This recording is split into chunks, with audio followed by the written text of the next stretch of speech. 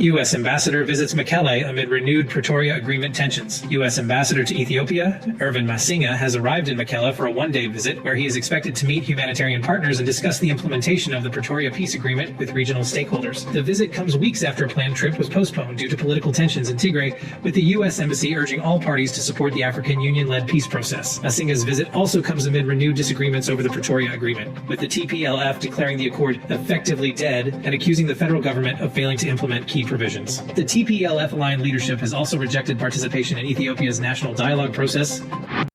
U.S. ambassador. Okay, እንታይ ትሪኡ ኣለኹም ሓደ ቀዳማይ ኣብ ቀርኒ ኣፍሪካ ዝፍፀም ዘሎ መገሻ ናይዚ ኣምባሳደር ናይ ኣሜሪካ ወይ እውን ካልኣይ ቦስ ናይ ኢትዮጵያ ክትብሎ ትኽእል ኢኻ ናብ መቐለ ናብ ትግራይ ከይዱ መዓት ድራማታት ገይሩ ኣሎ በብወገኑ ክንሪኦ ኢና እቲ ድራማታት ንምንታይ ዕላማ ዝተገበረ ክኸውን ከም ዝኽእል መጀመርያ ልክዕ ኣብታ ምስ ምንታይ ኣገጣጢሙ ይኸይዱ ዝበሃል ዘሎ ንሱ ቀዳመይቲ ሓደ ነገር ከርእየኩም ደልየ ኣለኹ ንሱ ናብ ንመቐለ ክኸይድ ዝመረፅሉ እዋን እንታይ ነይሩ ኣብቲ ኣብ ኢትዮጵያ እንታይ እናተገበረ ከሎ እዩ መጀመርያ ብልፅግና ዝገብሮ ዘሎ ጎስጓስ ንሱ ንተጋሩ ከፈራርህ ካልእ ድራማታት ኣብ መቐለ ከም ዝገበረ ክፅንዕና ንሪኦ ኢና እቲ ንዑ ልይኹ ዘሎ ወይ እውን ቀንዲ ዓርኩ ኮይኑ ክራይም ፓርትነር ናይ ገበን መሻርክቲ ኮይኑ ዘሎ ድማ ስምዕዎ ላይ ለሚያንዣብቡ አሞሮች ያለኝ መልእክት ከብቱን መርጠን የምንገዛ እኛ ነን የቅርጫውን ባለቤት የምንወስን እኛ ነን የተረፈንን የማንፈልገውን ካልሆነ በቀር የትኛውም አሞራ በጉልበት ከየትኛውም ቅርጫ መደብ ላይ አንዲት ኪሎ ስጋ መውሰድ እንደማይችል ላረጋግጥላቸው እፈልጋለሁ ስንፈልግ ስንወድ ለማጋራት ዝግጁ ነን ከፍቃዳችን ውጭ ግን ለሺህ ዓመታት የኖረች የጸናች ኢትዮጵያ በቀላሉ በማይበጠስ ክር በማይበጠስ ገመድ የተሰናሰለች ኢትዮጵያ አሁን ባለው ፕሮፓጋንዳ ትዘናጋለች ጥቅሟን አሳልፋ ትሰጣለች ብሎ መገመት ከንቱ ምኞት ስለሆነ ከወዲሁ የኛን ታሪክ እንታይ ዝብል ዘሎ እዚ ፈኸራ ዘይምነዎ ሰብኣይ ፈኪርካሲ ገለ ነገር ተገበርካዩ ዓሰርተ ግዜ ፈኸራ ግን ዘምፀለውት የብሉ እቲ ናቱ ፕሮፓጋንዲስት ከምዚ ገይሮም ንሰራዊት ናይ ሱዳን መራሒ ናይ ሱዳን ናይ ህወሓት ናይ ኤርትራ ናይ ግብፂ ከምኡ ድማ ናይ ኣምሓራ ኩላቶም እዚኣቶም ንኩሎም ብሓደ ተኣኪቦም ተመፂኦም መሲ ዘፍርሆ ነገር ከምዘየለ እዩ ዝዛረብ ዘሎ እታ ምስላ ድባዶ ኣለኻ መቸም በላዕቲ ስለ ዝኾኑ ኩሉ ነገር ብዓይኒ ስጋ እዮም ዝዛረቡ እቲ ብዕራይ ንመርፆ ንሕና ኢና ንኸፍሎ ንሕና ኢና እቶም ኣሞራሲ ኣይገበሩ እቲ ይገበሩ ነቲ ተረፍ መረፍ ንሕና ስጋ ዝሃብናዮም ነገር መጀመርያ ስጋን ብዕራይን ገለበለ ናበልካ ህዝብኻ ብኣሞራ ተብልዕ ዘለኻ በዓልኻ ህዝብኻ ተብርስ ዘለኻ በዓልኻ ንትግራይ ተጭሽፍህ ዘለኻ በዓልኻ ኣብ ኣምሓራ ድሮናት ገይሩ ብነፈርቲ ዝሓርም ዘሎ በዓልኻ ክልል ኦሮምያ ዘሎ በዓልኻ ጋምቤላ በዓልኻ ኩሉ ነገር ናትካ ፀገኝ ሕሉፍ ሓሊፍዎ ግን ባሕርናትና ዝተመንጠልናሉ ምክንያት እውን ከምዚ ሎሚ ንሓትሕትና ክንባላዕ ስለ ዝጀመርና ከምዚ ሎሚ ነበርኩም እሹ ሓድነት ነይርኩም እዩ ዝሓርገ ባሕዳ ኢላትካላ እምበር ኣብ ኣዲስ ኣበባ ንሓትሕቶም ዝባልዑ ኣብ ክልል ኦሮምያ ንሓትሕቶም ዝባልዑ ከምዚ ናይ ሎሚ ነበሩ እቲ ግዜ እቲ ዘሎ ሰብ ተኣኪቡ ንሰሜን እዩ ዝኸይድ ነይሩ ሰሜን ድማ ትበልዖ ነይራ ማለት እዩ ወደ ሰሜን እየሄደ ኣይመለስም ዝብል ካው ይመፅዩ ንሰሜን ዘዝኸደ ኣይመለስኒ ነይሩ ሶ ማይ ፍሬንድ ብዙ ነገር ክትፍትን ትኽእል ኢኻ ዝመፀካ ነገር የለን ዘዋፃካ ነዚ ሰብ እዚ ከምዚኣ ኢሉ ክፍክር ናይ ሰላም ጉባኤ ገይሩ መጀመርያ ሓደ ኤርትራዊ እንታይ ኢሉ ፅሒፍለይ ሽሙ ይፈልጦን እየ ግን ካብዚ ኩሉ ትማሊ ዝገበርኮ ቪድዮ ምስ ራእየሲ ንኣብሲ ብዙሕ ነቒፍካዮ ግን 4,000 ሰብ ኣኪቡ ኣብ ቅድሚ ህዝቢ ምዝራቡ ኸ ኣየገርመካ ዶ ኢሉኒ ፅቡቅ እዩ ህዝቢ ኣኪቡ እንተወሓደን ህዝቢ ኣኪቡ ይዛረብ ምህላው ፅቡቅ እዩ ፀገም ግን እቲ ዘረባ ሰላም ንኸተምፅእ ዲኻ ትዛረብ ዘላ ወይስ ነገር ንኸተዕቢ ተብያ ዘላ ስለዚ ነገር ንምስዋር ተኮይኑ እቲ ዘረባ ናትካ ግን እቲ ትገብሮ ዘለካ ትርጉም የብሉን ሓንቲ ቪድዮ ከርእየኩም እያ ኣብዚ ክልቲኡ ከተሓዞ ስለ ዝኾንኩ እዛ ቪድዮ እስከ ስቕ ኢልኩም ራእዩ ድምፂ ጠጠው ኣቢለ ኣለኹ ራእይዎ እንታይ ክደግመልኩም እዩ እቲ ኣምባሳደር ዝገብሮ ሓረካት ራእይዎ ስቕ ኢልኩም ሲል ነዛ ቪድዮ እዚኣ ምስ ሰዲዶም ላይ ብዙሓት ከምዚ ዓይነት ምስ ህዝቢ ዝማኸር መራሒ ኮይኑ ኦኬ ፅቡቅ ምስ ህዝቢ ክማኸር ምስ ህዝቢ ይማኸር ሰላም ናይ ዓዱ ንክገብር ዓዱ ሰላም ንክገብር ፀገም የብለና ኤርትራዊ ማንም እውን ፀገም የብሉ ፀገም ሰላም ንክገብር ኢሉ ኩናት ዝውጅ ዘሎ ነቶም ረብሓናቶም ናይ ህዝቦምን ናይ መሬቶምን ንኸውዕሱ ኢሎም ዝቃለስዎ ዘሎ ባንዳታት ናይ ደገ ተልእኮ ወሲዶም ንኢትዮጵያ ከፍርሱ ዝኸዱ ዘለዉ እዩ ዝብሎም ዘሎ ሰው ሬኮግናይዝ እውን ይገብሮም የለን ነቲ ቃልስናቶም ህወሓት ድማ ትግራይ ብዓብዩ ኣብዚ ዝርርብ እዚ ኣይሳተፍ ኣብቲ ምርጫ ካ ይሳተፍ ምሳኻሲ ዘይተወደ ፋይል ኣለኒ ኢላ ኣይተሳተፈትን ኣብዚ ስለዚ ነዚ ኩሉ ህዝቢ ኣኪቡ ሰላም ንግበር ሰላም ንምከር ክንዲ ዝብል እንታይ ክብሎም መሪፁ ኤርትራ እያ ትብድለኩም ዘላ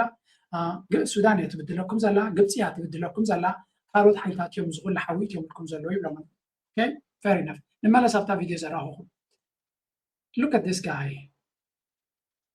ረይዎ ገፁ መረይዎ I mean,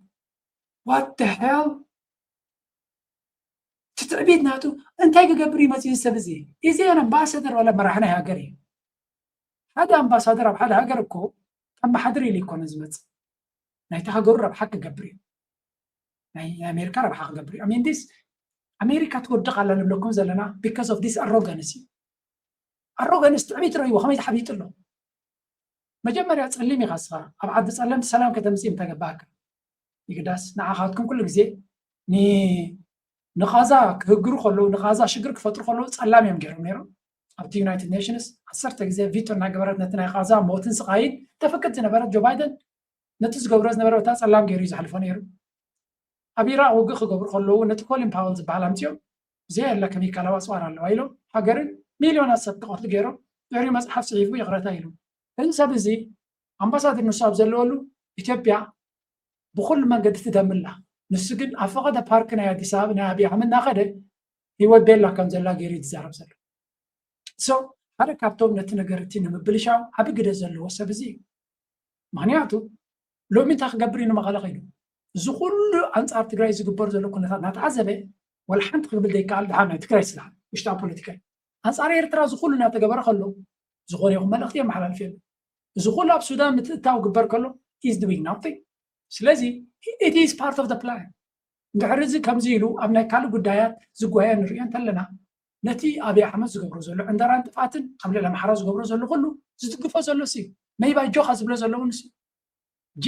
በዚ መንገዲ እዚ ክንሪኦ ከለና ኩሉ ግዜ ድማ ኣብ ክልል ኣምሓራ ንኣብነት ኣብቲ ግዜ ምርጫ እንታይ ገይሩ ከይዱ ባህር ዳር ሰላም እዩ ዘሎ መሬት ምርጫ ክግበር ክእል ኢሉ ንኣቢ ፅቡቅ ዝኾነ ፕሮፓጋንዳ ገይሩሉ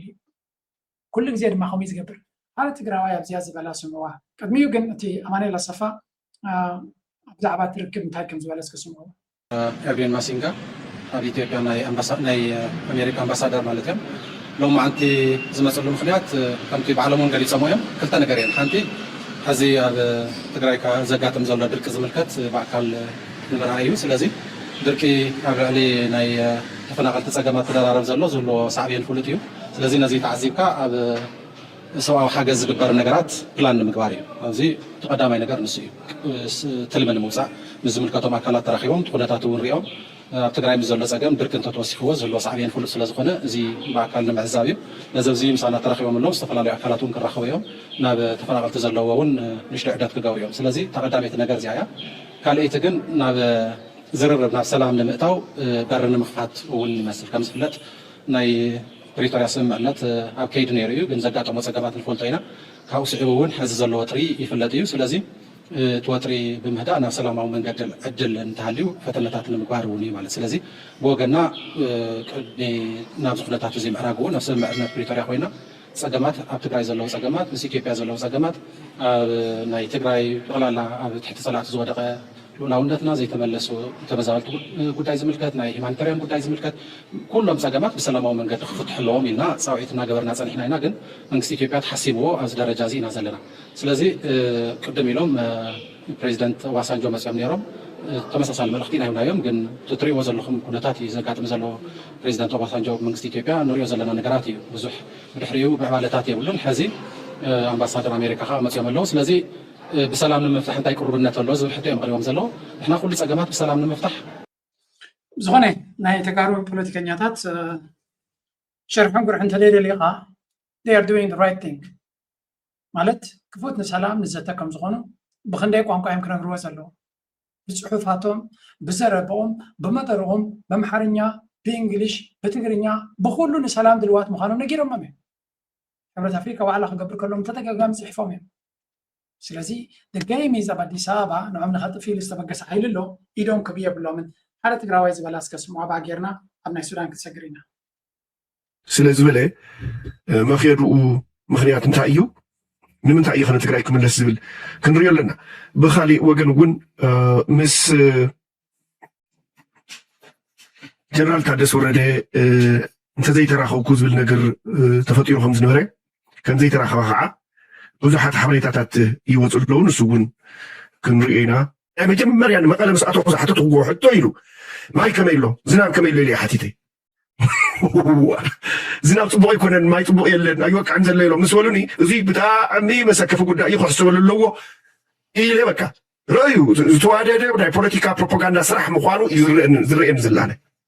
ሓደ ኣምባሳደር ንትግራይ ክመፅእ እንተሎ ብዚ እዋን እዚ ናይ ኣሜሪካ ኣምባሳደር ንትግራይ ክመፅእ እንተሎ ብዚ እዋን እዚ ዘሎ ልዕሊ ኩሉን ቅድሚ ኩሉን ቀዳምነት ርእስቲ ገይሩ ክዛረበሉ ዝግባእ ጉዳይ ናይ ዝናብ ጉዳይ ኣይኮነን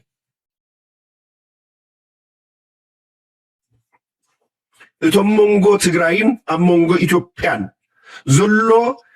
ናብ ደማዊ ዝኾነ ኩናት ክምለስ ብጣዕሚ ሓፂር ግዜ ተሪፍዎ ዘሎ ኩነታት ዳኣዩ ቀዳምነት ክሓትት ዝግብኦ ከመይ ዕልባት ይረኽበሉ ዳኣይ ክዘራረብ ዝግብኦ እምበር ናይ ዝናብ ጉዳይ ከመይ ኣሎ ዝብል ክሓትት ናይ ፕሮፓጋንዳ ስራሕ ዝሰርሕ ዘሎ እዩ ኮይኑ ዝርአየኒ ዘላነ ብርግፅ ከም ትሪእዎ ዘለኹም ኣብዚኣ ኣንተ ዝረኣኽዋ እዛ ቪድዮ ብዙሕ ግዜ ምስ ረኣኽዋሲ ላይክ ክንምንታይ ኣብ ልዕሊኦም ዓቕሙ ከም ዘለዎ ብዙሕ ክገብር ከም ዝኽእል ሓደ ሓደ ግዜ እስሪኤል ኣማኒላ ሰፋር እዩ መቕልል ኢሉ ናይ ስሊ ሰላም ኣብሎ ኣሎ ሓደ ግን ረይቦ ትገፁን ገለመለን What the hell? My goodness. ያዝኑኻ ግን ናይ ብሓቂ ማለት ኣሜሪካ ሲ what kind of arrogance ትዕቢት እዚ like I don't know man ኣነስ ተገሪመ ግን anyway it is what it is now እዚ እቲ ሓደ ዝገብርዎ ዘለዉ ድራማ እዩ the second which is ንዓና ብፍላይ ንኤርትራውያን እዚ ኣዝዩ ዘገድሰና እዩ ዝኽሰምዖ ፀናሕና next step at war once again and now the Red Sea could be heading in the same direction. 4 days into the renewed exchange of strikes between the United States and Iran, it is becoming increasingly clear that this battlefield is no longer confined to missile launches or military bases or targets on land. It continues. It could use its Houthi allies in Yemen to shut the Bab el-Mandeb gateway to the Red Sea. Now, the narrow Bab el-Mandeb waterway links the Red Sea to the Gulf of Aden. When the U.S.-Israeli war against Iran first closed the Strait of Hormuz, Saudi Arabia diverted more than 70% of its oil exports to the Red Sea path. Now, if both of the region's major oil export routes were to be shut simultaneously... Okay. Dairan samazala nabzi. ሓደ ካብቲ ዓለም ምሉእ ትዛረበሉ ዘሎ ዳርጋ ብኩሎም ድማ ብሓደ መደምደም እንታዮም ዝበፅሑ ዘለዉ ኩናት ናይ ኢራን ኣብ ክንደይ መዓልቲ ክወስ ዘሎ እዩ ክንደይ ሰሙን ክወስ ዘሎ እዩ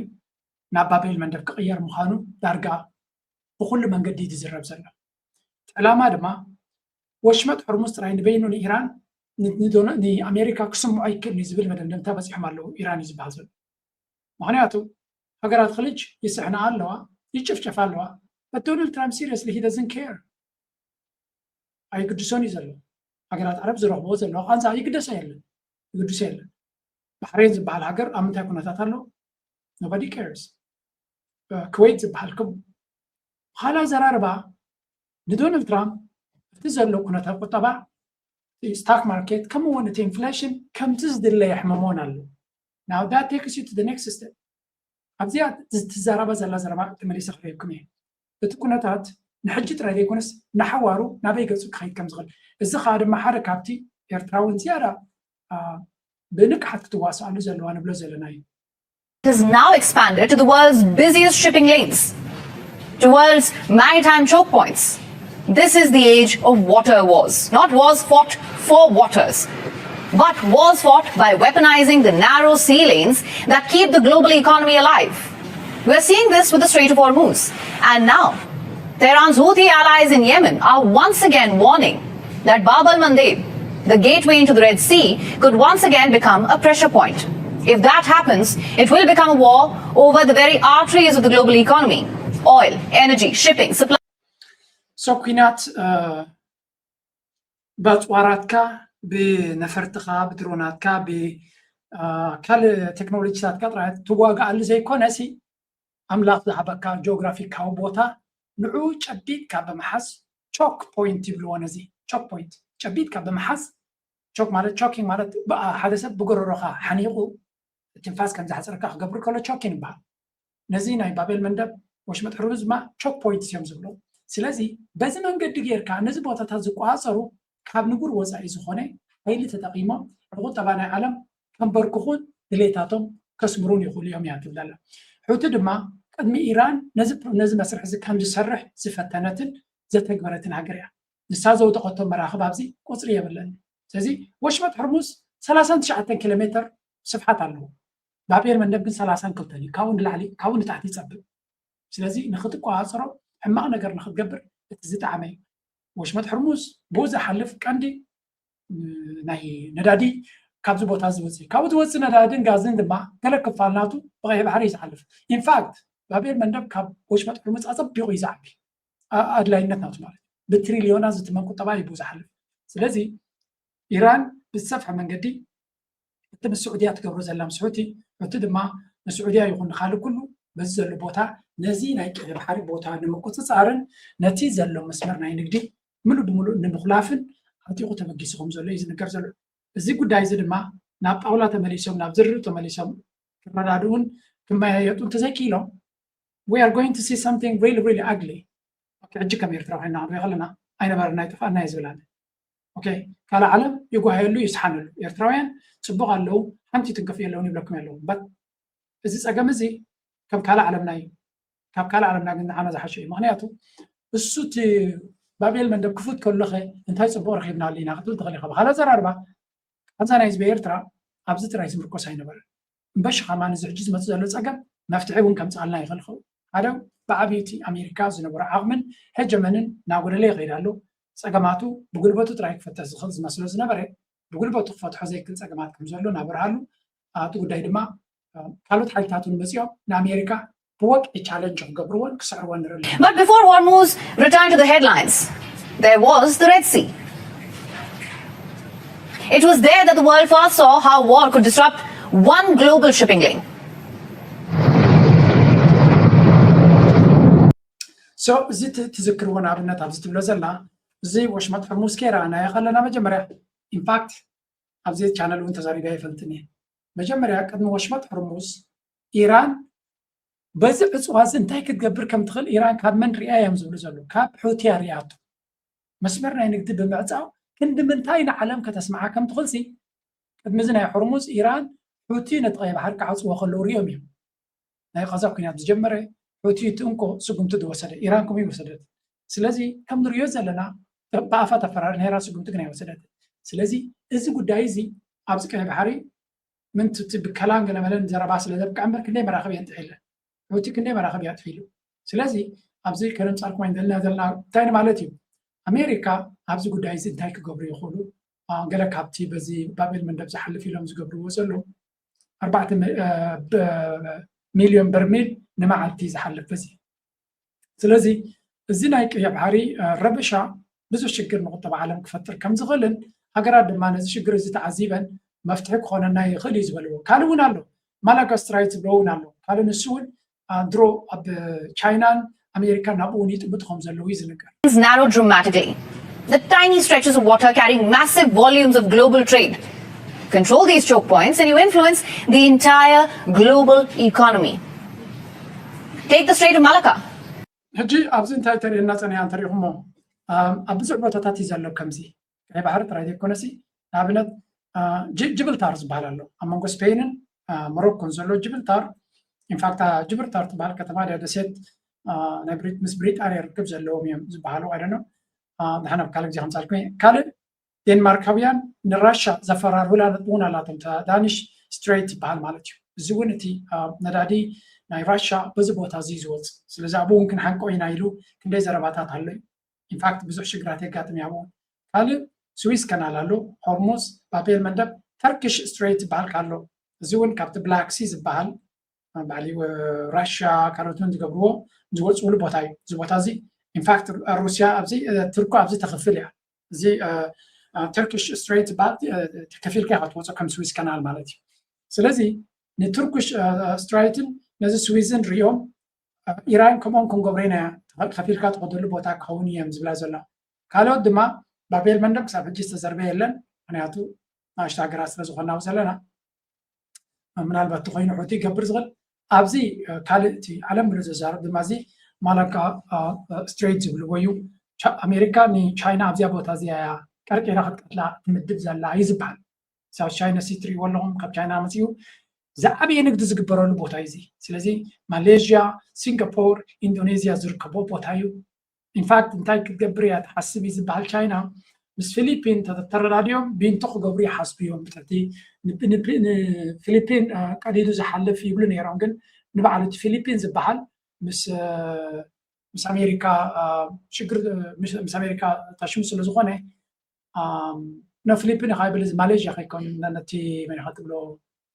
هذا هكر الله تايلاند مثلا تايلاند تي تحل على ماليزيا زول تايلاند مثلا يجان تلنا هرموني sometimes يعني هاي ساعات تناغراني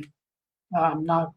تعمي الكارتاس كنت في رقم بنا كلنا عشرين كعكس تجعل شقن زلوين كنت بارع عبس لزلوين ينبر عشرين كترين كلا بعفشة أبتز أبى بزنا يا مالاكا ستريت بالتي كلتنا بشو منطقة كيلومتري لايك ببرتك كهما نجارات كتل مع كتل معلت غلبوتاي أبزيز أبيبن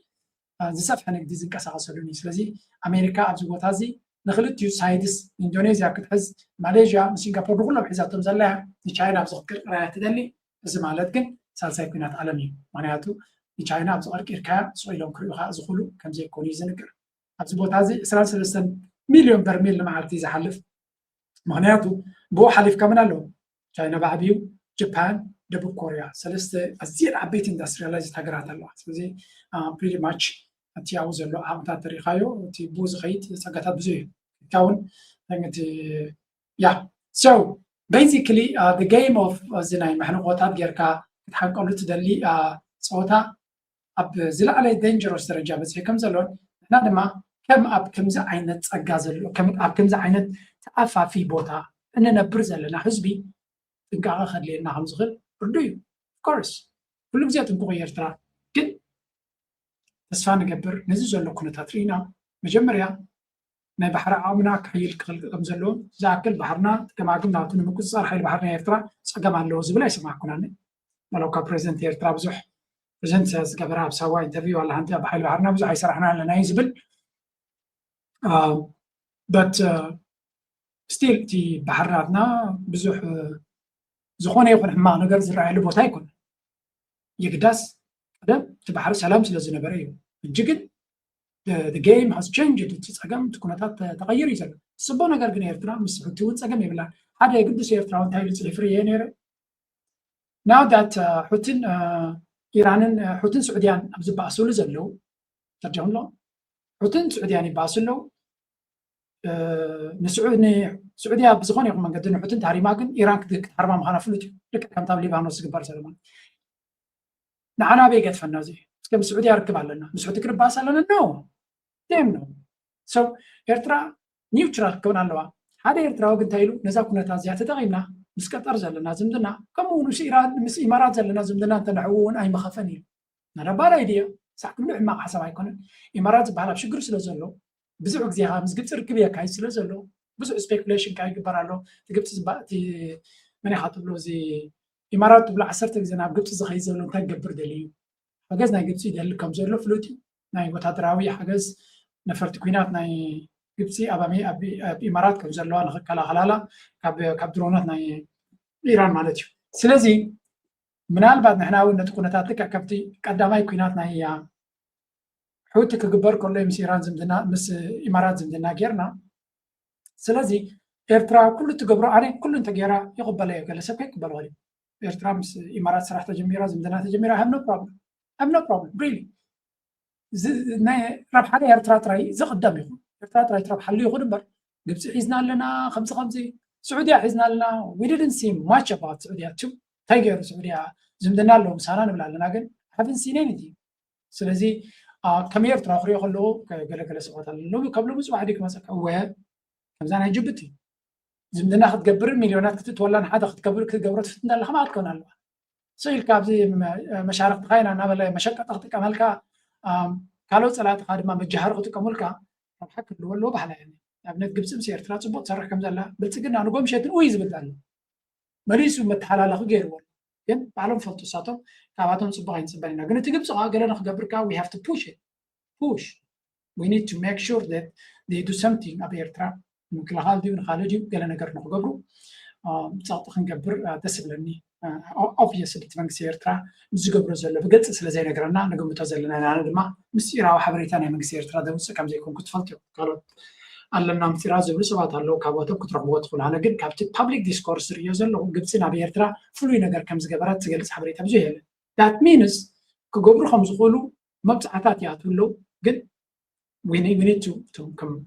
media دما قالنا خبروا صوت مالنا سلزي إرترا بكل ما قدي أب قليل زي كونه مواطر بزلات له جن دايناميك يتنقر نتغير يزغزل إرترا خصاب حجي هذا قاتها تبزوري أزمسو تهد تعاليهم كم زلين عند زلنا إرترا النبي إرترا كت هو سجى ما يندرنا زلنا حجي هنا إثيوبيا ما تي كلا أبي كوج قبري كلا بالنير لومي بزعبه اللاوي يتزارب زلسو شعبية ما تي بالعمل دخونه بالعمل نزول السودان كده وانت هنا تتعامل سريع تعليل لا باتريس كابت كانا رح يقول لي اليمن of course قاعد فترة الكايجم مسانا زرحب كايبل ስለዚህ ምስሑት ንሕና ፀገም ዘለና ህዝቢ ይኮና ሃገር እውን ኣይኮናን ፖለቲካናትና ንሱ ሽግር ዘለዎ ይኮነ ስለዚ እገይ ኣከባቢኻ ሓው ከሎ ቅሳነት ክስማዓካ ይክእልኒ ግን ሳምሓው እቲ ማኒቨሪንግ ናይቲ መንግስቲ ሓደጋ ናብ ኤርትራ ዘምፅእ ነገር ይገብሩ የሉ ሓደጋ ጥራይ እንታይና ንብል ዘለና ካብዚ ኩሉ ኬያስ ካብዚ ኩሉ ጫውጫውታ ኤርትራ ክትረብሕ እንተትኽእል ኢና ንብል ዘለና እምበር ነቲ ፀገምሲ ካባና ኣብዮም ኣለዉ እሱኻ ኣቕሊልካ ዝረአ ነገር እውን ኣይኮነ ናው let's look into Sudan. What is going on in Sudan? Sudan stated last month in the meeting of this council, the situation in Sudan is dire. We are witnessing some of the worst types of violence, harm to civilians, and the continued escalation of drone warfare and airstrikes that are causing significant damage to humanitarian and civilian infrastructure and hindering humanitarian assistance. The conflict in Sudan has also seen some of the worst types of fighting and violence that humanity has experienced. እዚ ኣብ ዩናይትድ ኔሽንስ ዩ ኣምባሳደር ናይ ኣሜሪካ ወይ እውን ናይ ኣሜሪካ ልኡኽ ዝዛረቦ ዘሎ ኢና ንርኢ ዘለና ሱዳን ኣብ ከቢድ ሽግር ከም ዘላን መፍትሒ ክግበረሉ ከም ዘለዎን ሕጂ ድማ ዓለም ሙሉእ ጫውጫው ስለ ትብል ዘላ ዝግደሱ ኮይኖም ይቐርቡ ኣለዉ ኣምናት ሹር ኣሜሪካ ነቲ ጉዳይ እቲ ክትፈትሖ ቅኑዕ ዝኾነ ሓሳብ ሒዛ ተበጊሳ ዘላ ክሊርሊ ኣሜሪካ ምስ ኢማራት ተፀጊዓ ከም ዘላን ናይ ምስሉይነት ፀወታ ትፃወት ከም ዘላን ሕጂ ድማ ዓለም ሙሉእ ጫውጫው ይብል ስለ ዘሎ ኣብዚ ናይ ካልዕቤድ እቲ ዳዕመ ሰሪዕ ካልእ ህልቂት ክፍፅም ስለ ዝኽእል ስለ ዝበሃል ዘሎ ከተምስል ኢላ ዳ እምበር ዝኾነ ነገር ክትገብር ኣብ ሱዳን መደብ ዘለዋ ኣይመስለኒ እንተገይራ ድማ እዚ ምቁራፅ ናይ ተኽሲ ኢሎም ነቲ ዳዕመ ሰሪዕ ከድሕንዎ ክፍትን እዮም ኣብ መወዳእታ ድማ በቲ ዝኸድዎ ዘለዉ ተቐፂሎም ከምዚ ናይ ሊብያ ንዳዕመ ሰሪዕን ንጀነራል ቡርሃንን ኣዘራሪብና ገለ ፖለቲካዊ መፍትሒ ንገብረሉ ኣለና ናይ ፖለቲካ ናይ ስልጣን ሼር ዝገብርሉ መንገዲ ክንፈጥር ኣለና ገለገለ ይንክሉ I don't think there is a serious thought that ኩነታት ንኽትፈትሕ እዚ ከምዚ ኢሉ እናሃለዎ ከሎ እቲ ኤውሮጳዊ ሕብረት ሓደ ኣገዳሲ ውሳነ ኣብ ሱዳን ይብሎ ምናልባት ምስቲ ከባቢና እውን ዝተሓሓዝ ኣለዎ እዚ ጉዳይ እዚ and that was ኣበይ ነይራ መሲልኩም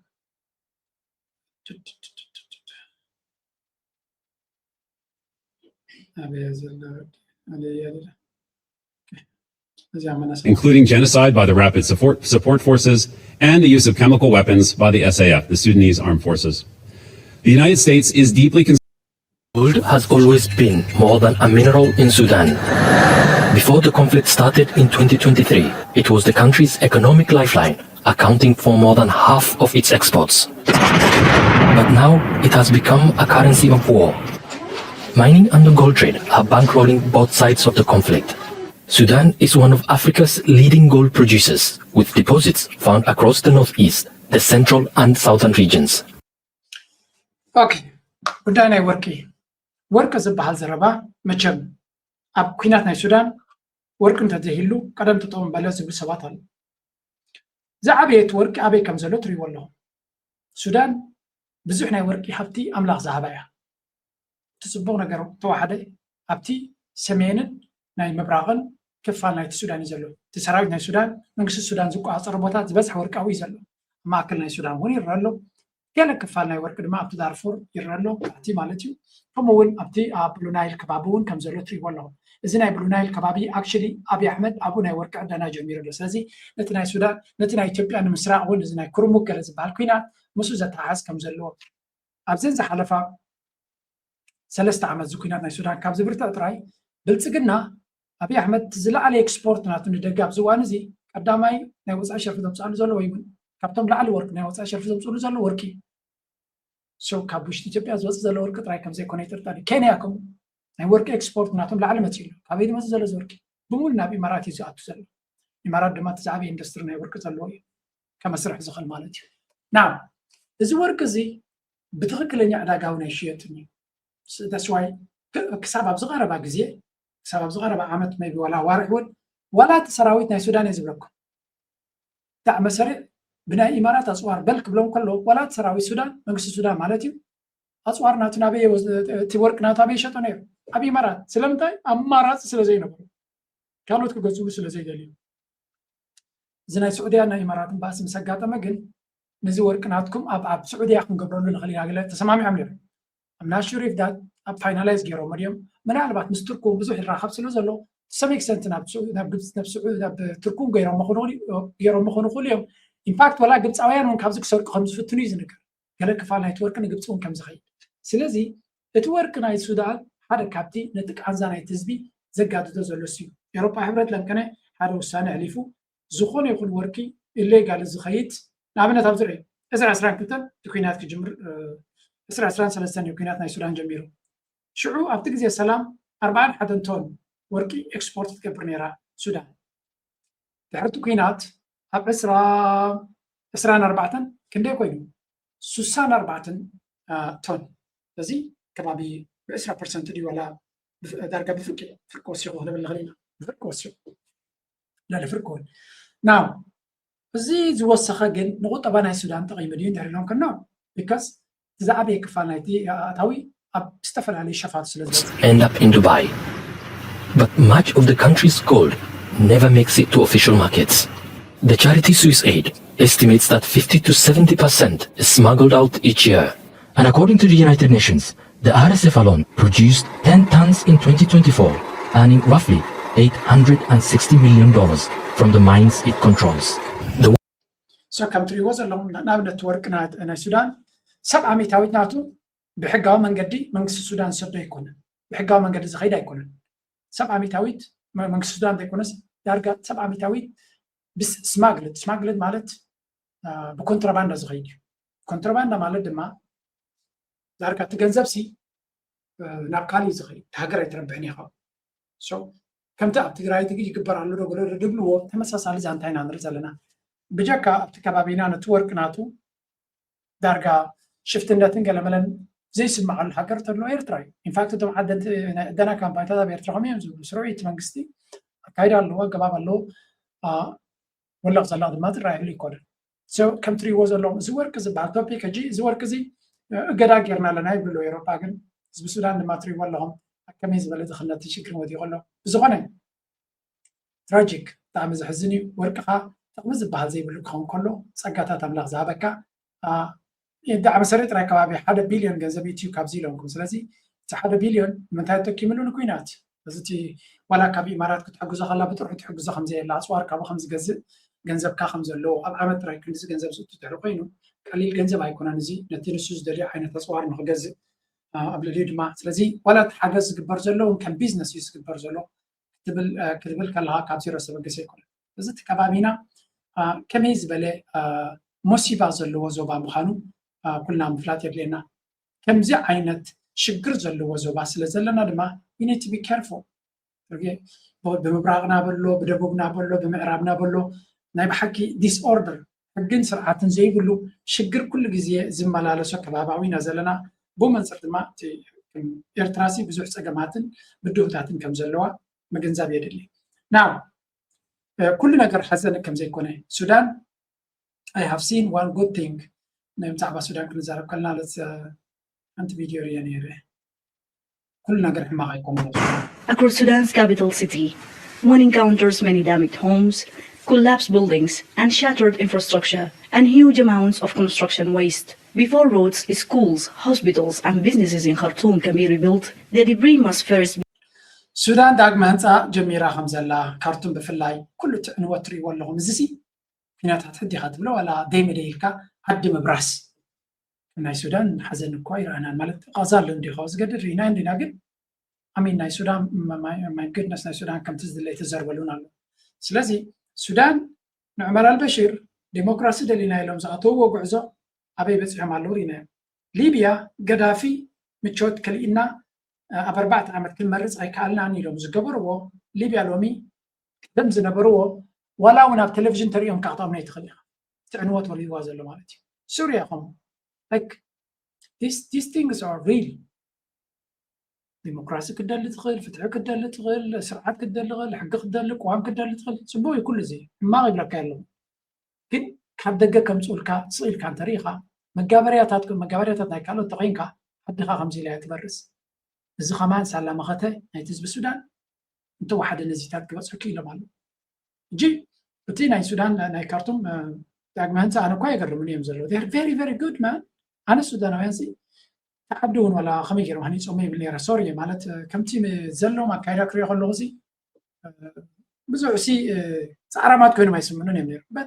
they're okay they're good actually they're building their country and نتي نبور نملاس زقاي وزلوا respectfully أنا بحكي تصفز هدي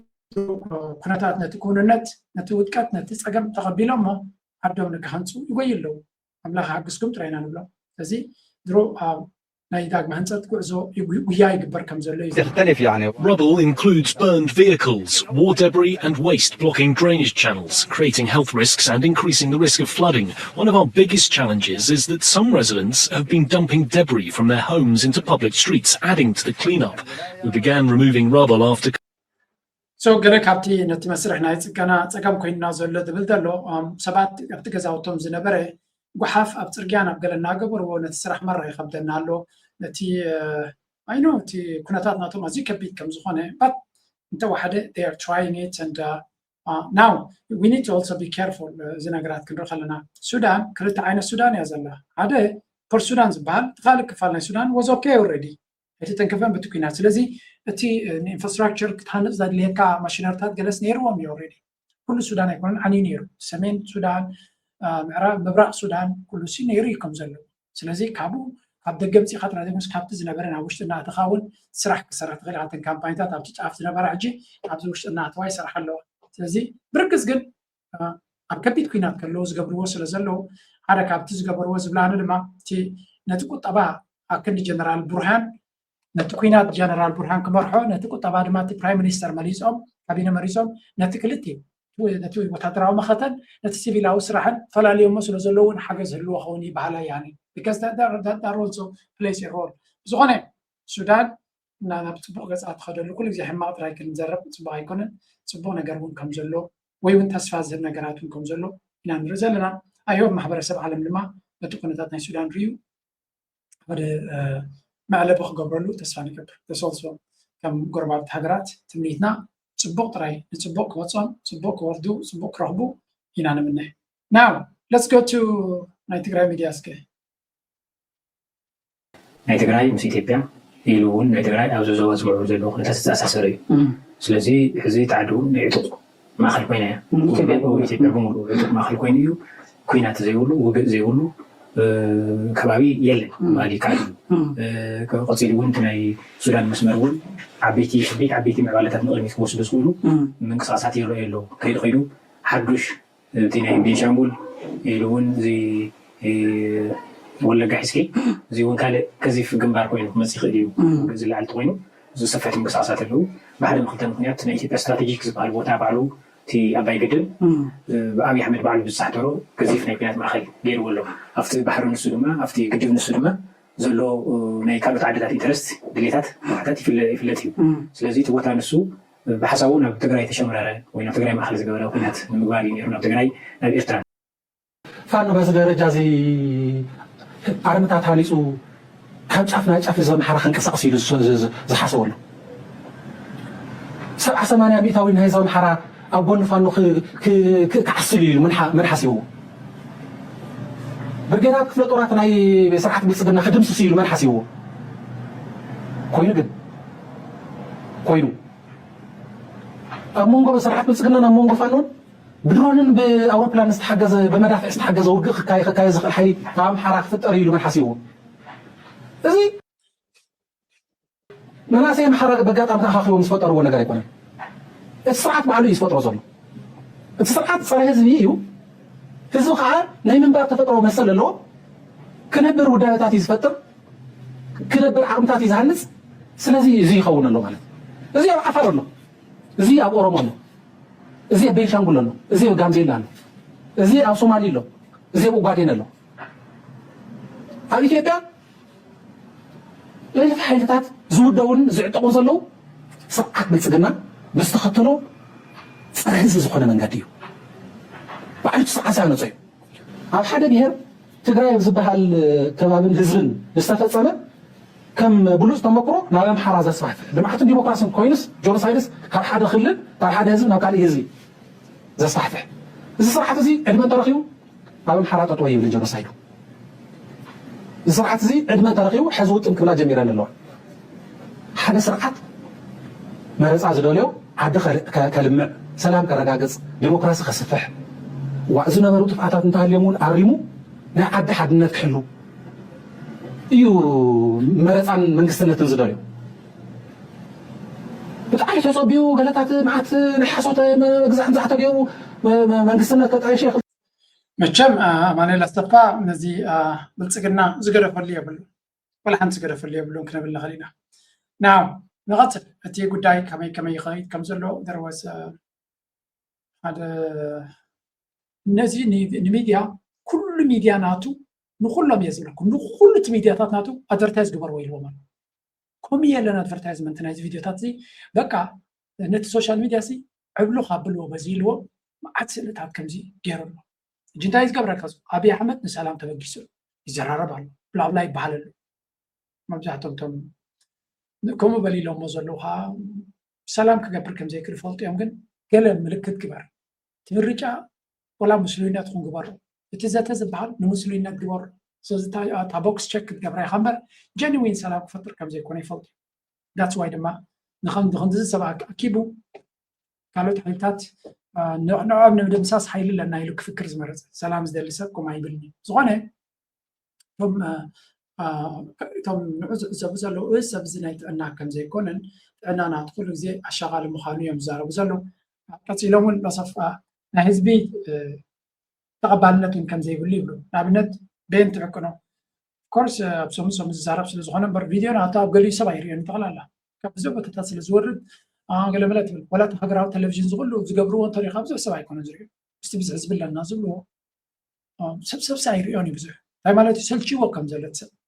جي مس زغلوا تي ابي احمد فتنه زلون تبعيت زلو كنتاتن ماتش مقبار ابي وكم زلو يوم زنبرو زلو زغونه احنا لما نتازبلو زلوت نتعد بقرب ازفلت وان زكاتل وان زلو زبلونا باخنا بللنا اسكنا بيرتراها كنسكر ብዛዕባ ኢትዮጵያ ዝምልከት ተሪር መግለፂ ምውፃእ ተሓቢሩ ናይ ኢትዮጵያ መንግስታዊ ትካላት ሉላውነትን ፖለቲካዊ ስርዓት ኤርትራ ናብ ዝምልከት ውድብ ናይ ነቐፌታ ወፍሪ ካይዱ ከም ዘለው ናይ ኤርትራ ነቐፌታዊ ገምጋም ምግላፁ ተሓቢሩ እቲ ብወገን ኤርትራ ዝወፀ ሓተታ ሚኒስትሪ ወፃኢ ጉዳያት ምስ መንግስቲ ኢትዮጵያ ዝተኣሳሰራ ትካላት ንውሽጣዊ ጉዳያት ኤርትራ ንምምዝማዝ እስትራቴጂ ሓንፂፀን ይሰርሓ ከም ዘለዋን ኣብ ውሽጢ ዓዲ ከስፋፍሓ ይፍትና ከም ዘለዋ እውን ሓቢሩ ኣሎ ንኤርትራ ከም ድኽምትን ነብሳ ዘይትኽእል ሃገር ጌርካ ምቕራብ ቀንዲ ዕዮ ገዛ ብልፅግናን ወገናቱን ኮይኑ ከም ዘሎ ዝገልጽ ተመልሰ ኤርትራ ኣብ ሓደ ሰብ ዝምርኮስ ትካላት ዘይብላ ሃገር ምዃና ዝግዕር ዘሎ ሓይሊ መወዳእቱ ጽቡቕ ከም ዘይከውን እውን ኣመልኪቱ ኣሎ እቲ ናይ ኤርትራ መልሲ ኣስዒቡ ኣብ ኢትዮጵያ ተፈጢሩ ዘሎ ኩሉ መግለጽታት ካብ ሓቂ ዝረሓቐ ኮይኑ ኣብ ውሽጢ ኢትዮጵያ ኣጋጢሙን ዘሎ ናይ ኩናት ሃዋህው ንምህዳእ ዝዓለመን ናይ ውሽጢ ጸገም ንግዳም ንምውፃእ ዝዓለመ ምዃኑ እውን ይጠቅስ እቲ ናይ ኤርትራ መግለፂ ወሲኹ ናይ ኢትዮጵያ ወገናት ካብ ሕጊ ኣልቦነት ዝምንጭዎ መግለጽታት ይህቡ ከም ዘለዎም ንናይ ኤርትራ ልኡላውነት ኣብ ሕቶ ምልክት ምእታው ብቐንዱ ናይ ኣህጉራዊ ሕጊ ጥሕሰት ምዃኑ እውን ይገልጽ ግዛእቲ ስምዕ ኣልጀርስ ከምኡውን ብሓፈሻ እዚ ለንቀነ ኤርትራ እውን በዚ ናይ ብልፅግና ዝገብሮ ዘሎ ሸዳዕዳዕ መሊሶም ልለው እዮም መልስኻ ስለ ዝግብኦ ክንከታተሎ ኢና anyway there are a lot of things ኣብዚ ከባቢና ዝንቀሳቐስ ዘሎ ሓንቲ ናብ ኩነታት ናይ ቁጠባ ክሰክረስ ከዚያ እስከስምዑዋ Kingdom. This cash influx is far more than a family safety net. Money sent from abroad is acting as a massive economic shock absorber. This latest spike directly fuels household purchasing power and fortifies the nation's external balance sheet against global headwinds. Morocco's foreign exchange office says travel revenues had risen 20%. ኣብዚ እዋን እዚ ብዙሓት ሃገራት ኣፍሪካ ግብፂ ድዩ ሞሮኮ ድዩ ኬንያ ድዩ ካልኦት ሃገራት ኣፍሪካ ኩሎም ሃገራት ኤስያ ናይ ደገ ኢንቨስትመንት ምስቲ ጥፍሽና ናይ ምዕራባዊ ዓለም ከምኡ ድማ ቻይና እውን ኣብ ውሽጣዊ ኩነታቶም ዘተኩርዎ ዘለው ናይ ደገ ኢንቨስትመንት ኣብ ዝስእንሉ ዘለው መተካእታ ናይቲ ኩሉ ናይ ወፃኢ ሸርፊ ካበይ ይረኽብዎ ኣለው ካብ ረሚተንስስ ካብ ናይ ዲያስፖራ ህዝቢ ሕብረት ኣፍሪካ ብዛዕባ እዚ ዲያስፖራ ሓደ ስትራቴጂ ክገብር ከም ሓደ ኣገዳሲ ቅዲ ናይ ቁጠባ ወይ ባእታ ናይ ቁጠባ ገይሩ ክሰርሓሉ ከም ዝደሊ ሓንቲ ቪድዮ ለንቀነ እውን ሪአ ነይረ ፅነ ከምፃልኩም እየ ካብተን ለንቀነ ሸር ክገብረና ዘለኹ ሸር ክገብረና በልኩስ ዝሓለፋን ቪድዮ እያ ነይራ ውሸክን ተረኺበያ እታ ቪድዮ ሲ ሸር ክገብረልኩም እየ ግን ኣብዚ ቀረባ ይሪአ ኣለኹን There was this video ካብ ዳኒ ዝገበረያ ነይራ ረኺበያ ኣለኹ እዚኣ ነይራ እዚያ እስክስሙ Interesting headline from the African Union. It's about the framework that it's working on for getting its African diaspora, the African immigrants everywhere throughout the world, to get them involved in, they're interested in encouraging Africans to be more involved in ዳኒ ኩሉ ግዜ እንደ ዘመስግኖ ኣብ ኤርትራ ኔክስት ኬትኩም ሰፖርት ግበርዎ ምክንያቱ እቲ ሕብረት ኣፍሪካ ነዚ ናይ ዲያስፖራ ህዝቢ ከም ሓደ ኣገዳሲ ኤንጅን ሞቶር ናይ ቁጠባ ገይሩ ወሲዱ ነቲ ካብ ካልኦት ካብ ኤስያውያን ድዩ ካብ ዓረብ ድዩ ካብ ኤውሮጳውያን ካብ ካልኦት ዓለማት ኢንቨስትመንት ናብ ኣፍሪካ ከምፅኡ ኢሉ ዝልምኖም ዘሎ ንዑ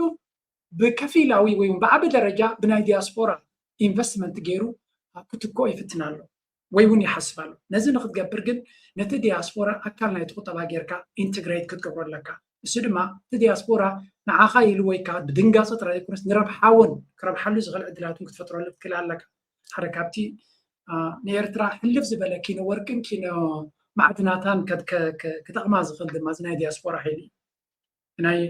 እቲ ባንኪንግ ሲስተም እቲ ሕግታት ዲጂታላይዜሽን ንዑታት ተታቲና ኤርትራ ዘን ቁርብትለይ ንቁንጣሮ ካብ ወርሒ ንወርሒ ንክሰግሩ ንስድራና ንህበን ገንዘብ ዘይኮነስ ኪኑ ንህዝብና ኩነታት ቁጠቡ ንክዕሪ ኢንቨስትመንት ድዩ ካልእ ትካላት ንምግባር እቲ ዝበለፀ ክኸውን ይኽእል እዩ ስለዚ ነዚ ናይ ባንኪንግ ሲስተም ናይ ኤርትራ እንተፀጊናዮ ኤርትራ ዝዓበየ ረብሓናታ ወይ ፀጋናታ ካብ ካልኦት ሃገራት ካብ ካልኦት ዓለማ ዘይረኽብዎ ዘለዎ ናይ ወፃኢ ሸርፊ ካብ ዲያስፖራ እዮም ዝረኽብዎ ዘሎ ፎር ኤግዛምፕል ሉክ አት ዲስ ንኣብነት ሞሮኮ ኣብ 2025 13 ቢልዮን 13 ቢልዮን ካብ ዲያስፖራ ናቶም ገንዘብ መፅዎም ካፒታል መፅዎም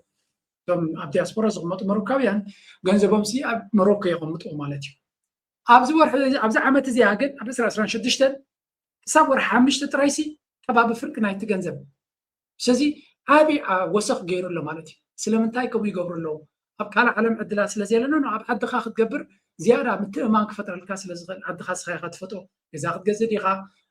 ትካል ክትፈጥር ዲኻ ልዕሊ ኩሉ ድማ ካብ ወለዶ ንወለዶ ክሰግረልካ ገዛ ብስዊስ ገዚኻ ወይ ኣብ ኖርዌይ ገዚኻ ወለዶ ንወለዶ ተስጊርካ ጠፊእካ ኣለኻ ማለት እዩ ለሚዕካ ይኩምካን ዘለኻ ማለት እዩ ኤርትራውነትካ ጠፊእካ ኣለኻ ማለት እዩ ስለዚ ኣብ ዓዲ እንድሕር ኮይኑ ግን ኣብ ዓድኻ ትቕፅል ከም ዘለኻ እዩ ዝገብር ኣይሆፕ እዚ ነገር እዚ ኩሉ ግዜ ምስ ተዛረብናዮ ናባላት መንግስቲ ኤርትራ ነቲ ናይ ዲያስፖራ ሓይልስ ፅቡቅ ገይሩ ይዛረበሉ ይበላት ፕሬዚደንት ኣብ ትግባረ ግን ነዚ ዲያስፖራ ዝምችእ ዝስሕብ ማግኔት ኮይኑ ዝውጥጥ ዕድላት ክንፈጥር ተስፋ ንገብር ንሱ እንተደይ ጌርካ እንታይ ስለ ዘጋጥም ኢና ንፍሪ ዘለና እንታይ ከም ዘጋጥም ከርእየኩም እየ ምክንያቱ ኣብ ዲያስፖራ ዘሎ ሰብ ስደት ምስ ሰልቸዎ ካልእ ዕድላት ክጥምት ምስ ደለየ እንታይ የጋጥሞ ኣሎ ረእዩ ማለት እዩ ብዘይ ገድስ ክንደይ ዓቐን ገንዘብ ኢኹም ኣውፊርኩም 10% ወለድ ንሓስበልኩም ማለት እዩ ስለዚ ኣብ ዝኾነ ይኹን ዓለም ኢንተርናሽናል ብባንክ ደረጃ እውን ተሪኢኻ ካብ 2.10-30 ይፈላለዩ ካብ ሃገሩ ክሳብ 3% ጥራይ እዩ ኣባና ግን 10% እዩ ማለት እዩ ስለዚ እዚኣ ተረዲእኹም ፈሊጥኩም ክትኣትዉ ትደልዩ كندزي عقن جنزبنا خلوا فر ندليلكم بدنتي بواسف سددوا لي بدخليو تي حقوا خانه سند ناي وعلك سددكم يتنببوا مالت ثانك يو زي ناي جنزب وفر مالت مالتيو بزي قدس كندي عقن جنزب يخم او فيكم 10% ولد نحسبلكم مالتيو سو سلازي ابزخون يكون عالم زازربا مسمعوا مزياخا قنتا هذا منتال علو عمل العالم دلهم زا فيديو بزرعكم ما جيزي بليس شير بروا مالتيو تمالي كبيت صحفت كبا مخرتنا بيت صحفت بريزيدنت زاب سري وادلهم لتر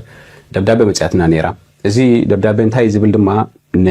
نمرجيتات عمز قبز حلفه سمون ذهبوا نبر دبدابه كم زتمنطل زغلص يمولم بلوم هجي لمنتاي زاب زرغح لكم دلهم مسلكم ابز حلفه خلته ايفنت دالنا نيرنا ازي ايفنت علامه نايزي ايفنت اوشي يغوندا زقمت دلو سب ولا خد دغدمت دلو سب حبريتا نمركاب زخونه خال علامه يبلون حبريتا يركب السبزي مصي بعلو ريسيرش يقبر مالتي تزي كوينو نحنا ገንዘብ نقبلو لا ابنت يبلنان ولاون كليتيت بروجرام بنصا يتخايدو مالتي ولا حانت كفليت አይነበሩም ስለዚህ ካብ ድሕሪን እኔ ግን ንዕማ ኢንቨስት ካብዚ ናባይ ግበሩ ንዕማ ኢንቨስት እናተባሃለ ዝግበር ዘሎ መስርሕ ንሕና ሓላፍነት ንወዘሉ ነገር ኣይኮነን ጉጉዩ አይነ ድግፎን ኢና ድማ ማለት እዩ ንሕና ጥራይ ኣይኮናን ኣነ በይኒ ኣይኮንኩም ኣነ ምስ መሳርሕተይ ኩሎም ወላ ዘካርያስ ገሪማ ይኹን ወላ ራስ ሰርቪስ ይኹን እንደከምዚ ዕላማ ኣይኮነን ተሰርሑ እዚ ኢቨንት እዚ ብሙልጌታት ዕምዝ ዝግበር ዘሎ ቪድዮታት ግን ጠቅላላ ንዓና ኣፍሪጦ ዝህብ ኣይኮነን ወላውን መንግስት ይጓና ተቀባልነት ይብሉ እዚ ለተርዝ ደማ መወዳቱ መጽሎ ማለት እዩ ስለዚህ ሓደ ቢዝነስ ኩሉ ግዜ ክስራሕ ወይ ላውንች ክትገብሮ ከለኻ ሰባት ገንዘብ ሃቡነ ክትብል ከለኻ ሬጅስትሬሽን ክህልዎ ኣሎ ፕላን ክህልዎ ካሎ አግሪመንት ክህልዎ ካሎ ሪስክ ሚቲጌሽን ክህልዎ ካሎ ኮላተራል ክህልዎ ካሎ ብዙሕ ነገር ኣሎ እዚ ነገር ዘይብሉ ግን 10 ዓመት 5 ዓመት 10 ዓመት ገለ ዝኣከብኩም ገንዘብኩም ኣምጪኹም ኣብ ከምዚ ዓይነት ስካንዳል ኣትይኹም ብዝተፈላለየ መንገዲ ገንዘብኩም ክትከስሩ ስለዚህ እንደሊ ኣና ቀዲመ ይሕብር ኣለኹም ንሕና ዝኾነ ይኹን ኣፍሪጦ ይብና ብዛዕባ እዚ ነገር እዚ ንፈልጦ ነገር ይባሃል ይብና ወላ መንግስቲ ይጓንዳውን ከይተረፈ እዚ ለተር እዚ ሰዲዶም ኩሉ እቲ ተዋሂብዎ ዝነበረ ወረቀት ንኽምንጠል ኣዚዞም ኣለው ማለት እዩ መወዳእቱ እዚ ለተር እዚ ሰዲዶም ኣለው ስለዚ ምዚ ምትሕሓዝ ዘለዎ ሰብ ኣሎዲ ወላ ሓደ ሰብ የለን ንፈልጦ ኣፍሪጦ ድማ ይብና ንሕና ማለት እዩ ገንዘብኩም ኣይትዝደዱ ገንዘብኩም ንዓና ኣይተሃቡ ወይ እውን ምሳና ምትእሳር ዘለዎ ሰብ ድማ ምሳይ የለን አይ ዶንት ዋንት ዝኾነ ይኹን ሰብ advantage እዚ ንሕና ዘካይድና ኣኼባን ንድሕሪ ሕጂ ነካይዶን ኣኼባን advantage ክወስድ ዘልሰብ ከይመፀናና ዓና መልእኽቱ ንጹር እዩ ዝኾነ ንሕና ንገብሮ ኣኼባ ሰባት ሓበሬታ ረኺቦም ብኡ መንገዲ ድማ ንነብሶም ተሲኦም ንኽሰርሑ ወይ ንኽመሃሩ ዝሕግዝ ዘኣንበር ካልእ ዝኾነ ይኹን ዕላማ የብሉን ንሕና ሕጋዊ ዝኾነ ላይሰንስ ንኸምኡ ዓይነት ገንዘብ ንእክበሉ ላይሰንስ የብልናን ገንዘብኩም ናባይ ክሰዱ ይደልኒ ናብ ዘካርያስ ገሪማ ክሰዱ ይደልኒ ናብ ራስ ሰርቪስ ክሰዱ ይደልኒ እሶም ድማ ገንዘብኩም ስረዱ ይበለኹም ካብዚ ወፃኢ ኣድቫንቴጅ ካብቲ ኢቨንት ወሲዱ ዝኾነ ሰብ ገንዘብኩም ስረዱ ዝብለኩም ድሕሪ ኣሎ ኮይኑ ተጠንቀቁ ክትሓትዎ ዝግባኣኩም ኣዝዩ ብዙሕ ዝኾነ ሕቶታት ኣሎ ኣብ ቀጻሊ ድማ እንታይ ሕቶታት ተሓቱ ኦኬ ሶ እዛ ቪድዮ እዚኣ እንተሪኢኹም ኣለኹም ሕጂ መጀመርያ ከምዚ ካብ ሓውና ሴም ጽቡቕ ዝኾነ ፕሮግራማት ናይ ዲስካሽን ናይ ምርድዳ ናይ ምምኽኻር ፕሮግራማት ገይሩ ፖድካስትስ ገይሩ ድማ ስለ ዝፈነዎ ኣብ ኣድናቆትን ክብርን ኣለና ነገራት ኩሉ ክንሓዋውሶ ይግባእ ብዙሕ መሃሪ ነገራት ክሰምዑሉ ትኽእሉ ኣብ CMMJ ዝብል ቻነል ከድኩም ናይ ብሓቂ ብዘይካል ዓለም ብዘይ ተጉላባ ክትመሃሩሉ ትኽእሉ ሓበሬታ ክትወስድሉ ትኽእሉ ከምታ ዝበለ ሓበሬታ ክትወስድሉ ትኽእሉ ካልእ ናይ ዝተፈላለየ ሓሳባት ናይ ኢንቨስትመንት ቪድዮታት ብብዝሒ ትሰድሉ ኢኹም ኣብ ወሳብ ይሰምዐ ያነ ዳርጋ ደይ ሰማዕኩ ሓሳብ ኣለውን ኣይብልኒ ተዛረበሉ ግን ትብሉን ኢኹም ስለምንታይ ናይ ተዛረብኩሉ ምክንያት ኣለና ኣነ ክዛረበሉ እቲ ኮይነት ሓሳብ ከምታ ኩሉ ግዜ ዝብላ ኣነ ዝገብራ ጥራየ ንሰብ ዝመክር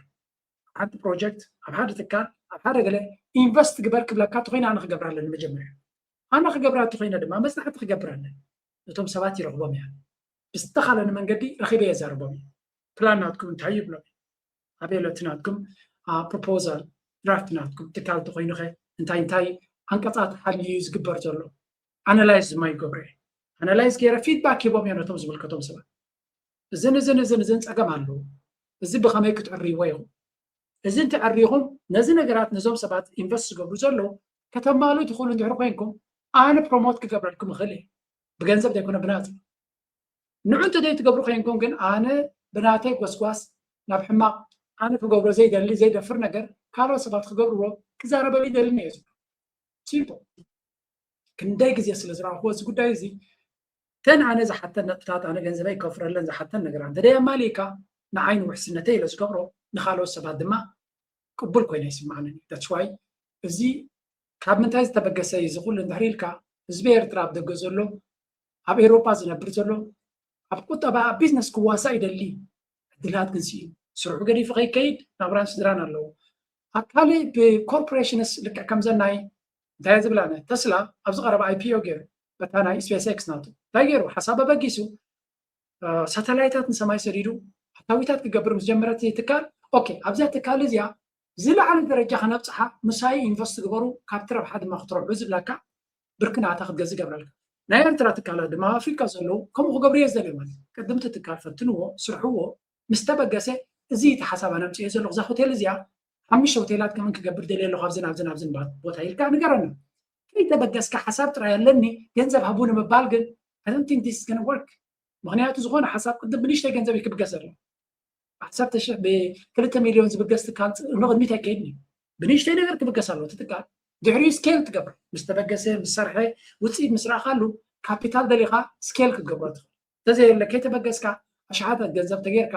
ንኽሳራ ንውድቀትን እምበር ንዕቤት ኣየምፃልካኒ እዚኣ ድማ ንሓውና ሴም ኣጋይን you've done the right thing ፅቡቅ ነገር ኢኻ ጌርካ ንትካል ጌጋታት ዝግበር ዘሎ ድማ ሰብ ጌጋታቱ ክእርም ልዕሊ ኩሉ ድማ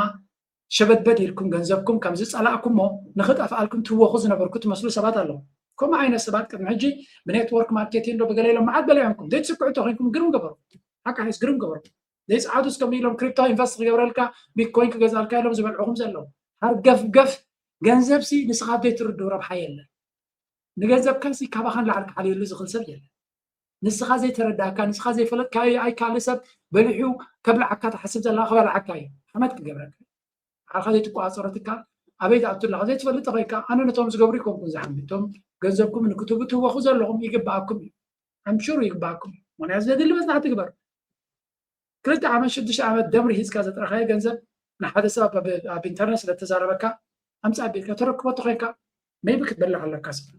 ቡይኻ ክትምሃር ትኽእል ኣነ ከምእየ ሶሪ ምምካርካ ትስልችና ስለዝኾነ ሓደ ግዜ ፃዕዳ ብፃዕዳ ምዝራብ እውን ፅቡቅ እዩ በዓልካ ዘሊልካ ታትዎ ተለካ እቲ ክፋእ ይምሃርካ እቲ ፀገም ይምሃርካ ካብ ፀገም ክትምሃር ስለትኽእል ሰብ ክኸስር ዝደሊ ሰብ የለን ግን at some point you have to take also responsibility እዚኣ ክንብል ደሊ ነቲ ፅቡቅ ስራሕ ክኽትል ጌጋታት ድማ ክእረም ነተሓሳስብ ላይክ እናገበርኩም ርእይቶኹም ፀሓፉ ሓሳባትኩም ኣካፋፍሉ እናበልኩ ናይ ሎም ሃሳብ ዝኹዴ የቐኒየልና ኣካል ይረኸበና أنفتح من سويلي يكل سماديتو يجنب الشليل نقول يا